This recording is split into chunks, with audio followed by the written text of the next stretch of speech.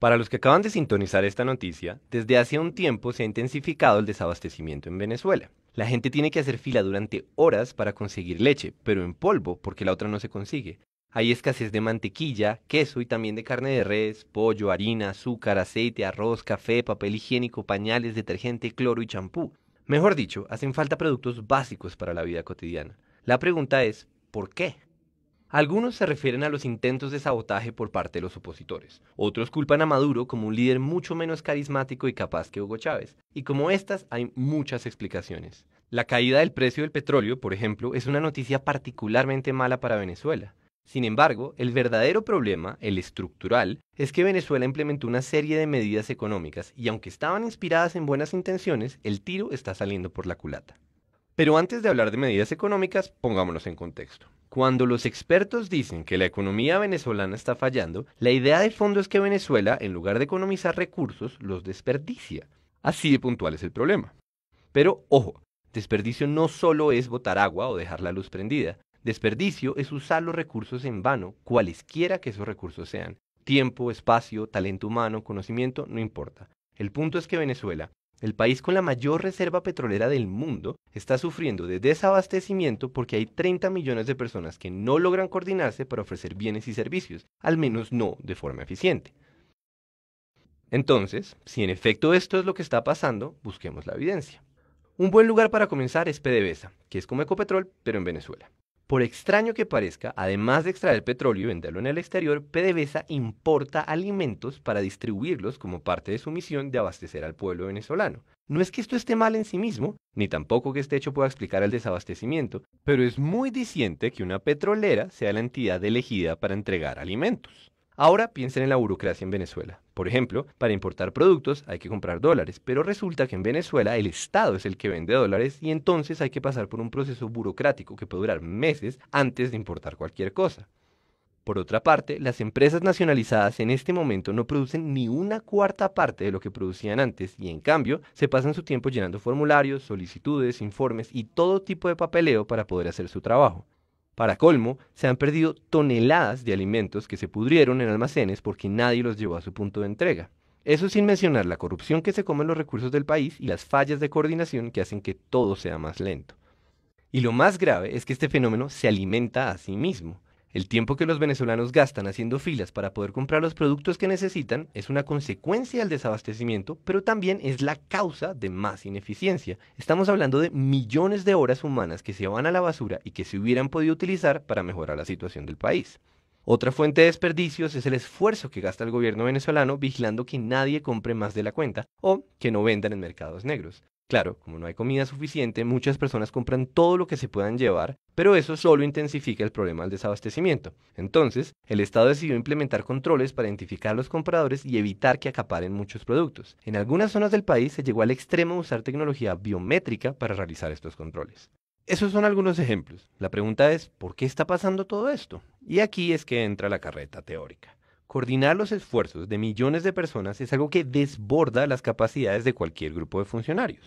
La mayoría de los gobiernos no se ponen el trabajo de decidir cómo se deben utilizar los millones de recursos que tiene un país, literalmente millones. Lo que hacen es establecer las reglas del juego. En la práctica, no centralizar la economía implica coger un problema descomunalmente grande y romperlo en muchos pedazos. En lugar de que alguien pregunte ¿qué debe hacer el país?, todos los ciudadanos se preguntan ¿qué voy a hacer yo? ¿Qué compro? ¿Qué vendo? ¿En dónde trabajo? Y la suma de estas decisiones individuales determina el rumbo de la economía. Pero, y este es un gran pero, para que esta estrategia funcione, la gente necesita comunicar información constantemente. Información del tipo, alguien debería llevar este pescado a la ciudad, o yo traigo madera, y también preste para acá que yo arreglo barcos. La clave del mercado como mecanismo para economizar recursos está en que son los precios los que informan a la gente de lo que está pasando. Pérdidas y ganancias, en un sentido puramente económico, son indicadores de eficiencia o de ineficiencia. Entonces, sin pedirle permiso a ninguna autoridad centralizada, cada individuo toma sus propias decisiones. Esas decisiones afectan los precios y los precios comunican esa nueva información para que otras personas puedan tomar otras decisiones. Y así, una y otra vez. El resultado global es que millones de personas trabajan, más o menos, de forma coordinada. Dicho todo eso, volvamos a Venezuela. Resulta que, en los últimos años, Venezuela pasó de tener una economía coordinada por precios a una economía centralizada. Aquí es que aparecen las medidas económicas. Lo primero fue ponerle un precio fijo a los productos que ahora escasean y ponerle un precio al dólar. Esto comenzó en el 2003. La idea era que todos los venezolanos, ricos o pobres, pudieran comprar los productos de la canasta familiar y que la moneda venezolana se mantuviera fuerte con respecto al dólar. Obviamente, el gobierno trató de fijar precios, comillas, justos, pero la gracia de los precios es que se adaptan a lo que está pasando mucho más rápido de lo que se puede enterar un funcionario del Estado. Y lo que está pasando, o lo que habría de pasar, fue inflación. Poco después de regular los precios, el gobierno venezolano invirtió enormes cantidades de dinero en políticas sociales, y esto generó un desbalance gigantesco en las cuentas. Por supuesto, el problema no son las políticas sociales, sino el desbalance. Básicamente, la plata que entraba por impuestos y ventas de petróleo no era suficiente para cubrir los gastos. La única alternativa para mantener ese modelo era imprimir más dinero, algo que los gobiernos hacen con cierta frecuencia. Sin embargo, cuando la cantidad de dinero en circulación aumenta y el número de bienes y servicios sigue siendo el mismo, se produce la famosa inflación. Los precios suben para ajustarse a la nueva realidad. La nueva realidad siendo, hay más billetes, pero sigue habiendo la misma cantidad de leche. Pero, como estaban controlados, en lugar de subir, los precios se convirtieron en cifras absurdas. Acto seguido, los productores y los distribuidores de alimentos empezaron a quebrarse y muchos se fueron del país porque el negocio dejó de ser rentable. La producción se cayó en cuestión de unos años. Entonces, el gobierno se dedicó a nacionalizar buena parte de las empresas, algunas porque quiso y otras porque había que subsidiar los costos de producción. Por ejemplo, el Estado adquirió más de 10.000 hectáreas de fincas ganaderas en los últimos años. El problema es que el gobierno no tiene la misma experiencia que las personas que antes manejaban esos negocios y lo que es más grave, tampoco tiene la información necesaria para tomar decisiones eficientes, porque cuando se desligan los costos de producción de los precios, no hay nada que nos informe de si esto es más eficiente que aquello. Básicamente el país comienza a navegar a ciegas. Todo se hace con burocracia, con indicadores, con instrucciones centralizadas que llegan demasiado tarde. Ahí tenemos una buena parte de la explicación. La otra parte, o por lo menos otra muy grande, fue la caída de las importaciones. Ya dijimos que el dólar tiene un precio artificial en Venezuela. Pues bien, como solo el Estado vende a ese precio, conseguir dólares se volvió la titánica burocracia que mencionamos al principio.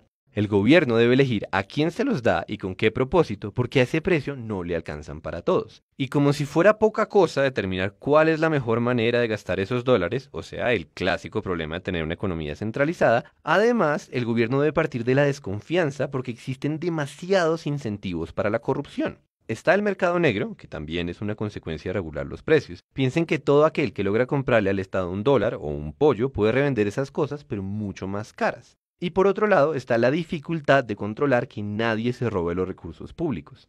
Para que se hagan una idea de la dimensión de este problema, el gobierno reconoció que se han perdido al menos 25.000 millones de dólares por culpa de la corrupción. Entonces, ni modo, ahora Venezuela debe invertir una enorme cantidad de recursos para asegurarse de que otros recursos, como los dólares, se usen de forma adecuada. Eso implica supervisar las importaciones, vigilar los procesos de producción y controlar el comportamiento de los ciudadanos. El resultado, más desperdicio y más ineficiencia. Y con esto volvemos a la idea inicial. Como habrán notado, esta historia tiene una moraleja bastante reciclada a estas alturas del siglo XXI, y es que debemos distinguir entre los ideales que inspiran una serie de medidas económicas y las consecuencias de esas medidas, por ejemplo, el desabastecimiento. Después de todo, no son los ideales los que nos dan de comer, sino el modo en que usamos los recursos que tenemos.